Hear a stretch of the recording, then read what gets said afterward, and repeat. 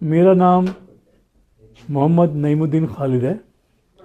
میری عمر 72 سال ہے. میں 16 ستمبر 1953 میں اس دنیا میں آ کے آنکھ کھولی.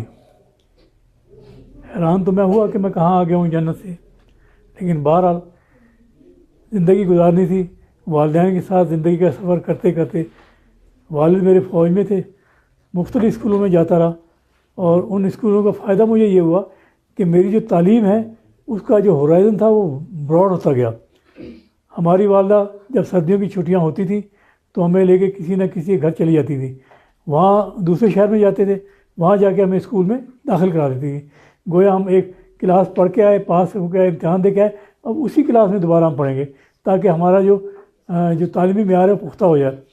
اور مسئلہ یہ ہوتا تھا وہاں جاتے ہمیں مانیٹر بنا دیا جاتا تھا اور بچے ہمارے دشمن ہو جاتے تھے. بہرحال یہ سفر کرتے کرتے گزرتے گئے.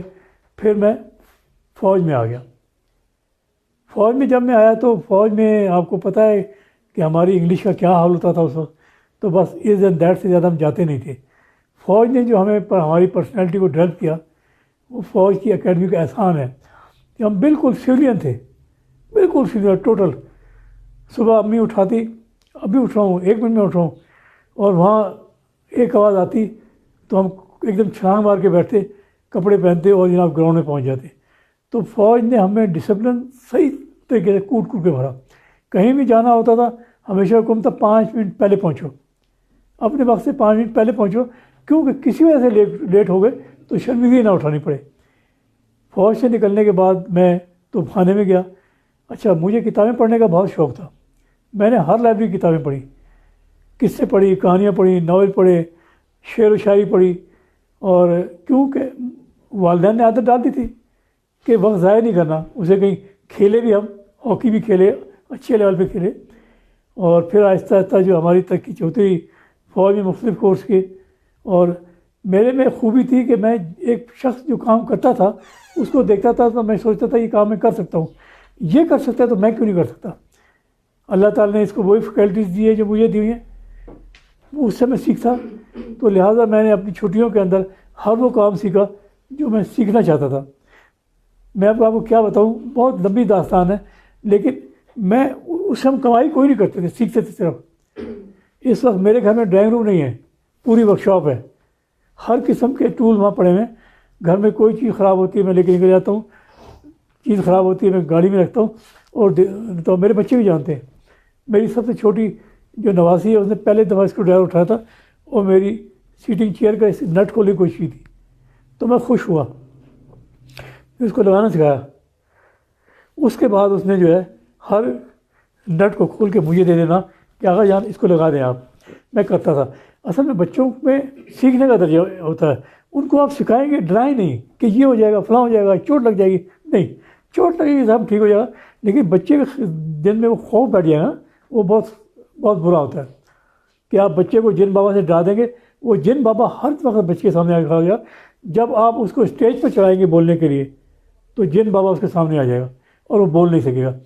تو ہمیں چاہیے اپنے بچوں کے اندر سے خوف نکالیں، ان کو بولنے کی تربیت دیں. بولیں، سنیں، بولیں، سنیں. اس سے ان کا اچھا بولنا ایسا نہیں ہوتا. جو ہمارا جو طریقہ ہے، ہم بچوں کو کھڑے کرتے ہیں ڈائس کے اوپر اور کہتے ہیں چل بھائی اپنا انٹرویو دو، ہمیں سناؤ. 2 منٹ کا ٹائم ہوگا، 2 منٹ کے اندر آپ نے بتانا ہے. تو بچہ مشکل سے وہ 30 سیکنڈ، 1 منٹ سے زیادہ. لیکن جب ہمارے 50 پیریڈ ہو جاتے ہیں پھر اس بچے کو ہم رکانا پڑتا ہے کہ یار کم کرو، ٹائم ضائع ہو رہا ہے. تو ہوتا یہ کہ اس کے اندر سے ہر بچے کے اندر جو میٹرک تک جاتا ہے نا، اس کے اندر 3000 انگلش کے الفاظ ہوتے ہیں جو دماغ میں اس کے موجود ہوتے ہیں، لیکن ان کو ارینج کرنا نہیں آتا. اگر ہمارے اسکول بچوں میں یہ ارینج کرنا سکھا دیں تو جو اینی ہے اس سے بہترین سبق لیں گے، وہ اس سے بہترین سبق سیکھیں گے. اے آئی اس پہ ہم کام کر رہے ہیں، سسٹینیبل ڈیولپمنٹ کے اندر ہم کام کر رہے ہیں. اس کے بعد جو سب سے بڑا جو ہے ہمارا جو راز ہوتا ہے جو ہم دوسروں کو دیتے ہیں تھرو موبائل، ہم کوشش کر رہے ہیں بچوں کو روکا جائے اسے.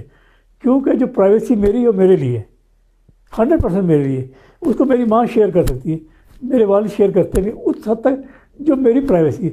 تو آپ لوگ خدا کے لیے اپنی پرائیویسی جو کسی کو نہ دیں، جہاں ضرورت ہو وہ دیں. کیونکہ پرائیویسی ہمارے ملک کا سب سے بڑا مسئلہ ہے کہ یہ جو بات آپ کو نہیں پڑتی، ایک محلے کے کونے والے گھر کا بتا دیتا ہو تیرے گھر میں یہ ہوا یہ ہوا ہے. تو ایسا نہ کریں، اپنا سیکرٹ اپنے پاس رکھیں.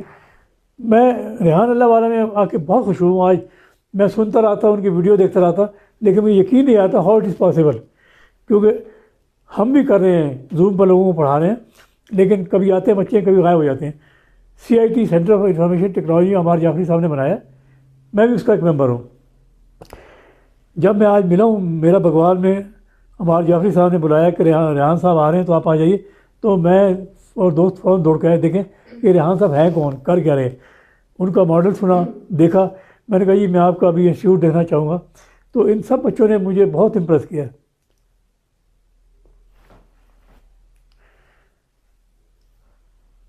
اگر ہمارے ملک میں